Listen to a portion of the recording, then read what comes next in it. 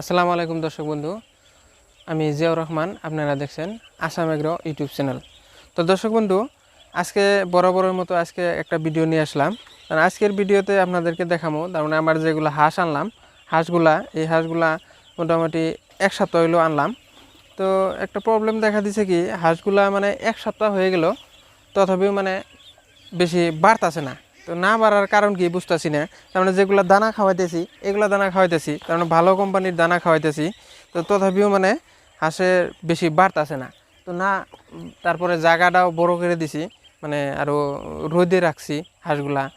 সকাল হইলে রোদে এনে দেই, আর ধরেন বিকাল হইলে ঘরে উঠে দেই।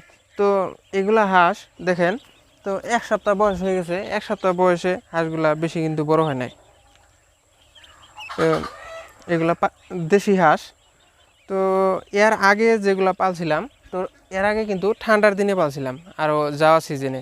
তো ঠান্ডার সময় পালছিলাম, তো তখন কিন্তু এক সপ্তাহে অনেক বড় হয়ে গেছিলো। কিন্তু এবারের হাঁসগুলা এরকম অল্প মানে বড় কম হইতেছে। তো বড় বা কি জন্য কম হইতেছে, আর অল্প অল্প মানে হাঁসগুলা পায়খানাটা চুনা চুনা হয়েছে। তো তার জন্যই নাকি মানে আর জায়গাটা একদম হয়ে যায়, মানে পায়খানা করার পরে জায়গাটায় মানে মাছি এসে যায়, মানে অনেক হয়ে যায়, লেত্রা হয়ে যায়।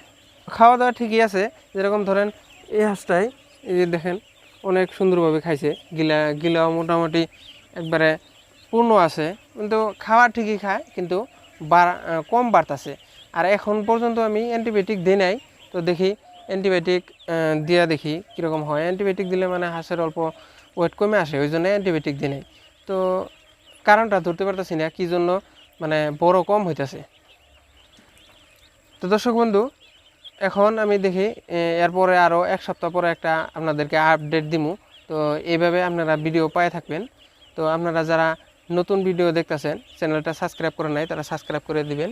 তো ধন্যবাদ দর্শক বন্ধু, আজকের ভিডিও এখানেতেই সমাপ্ত করলাম।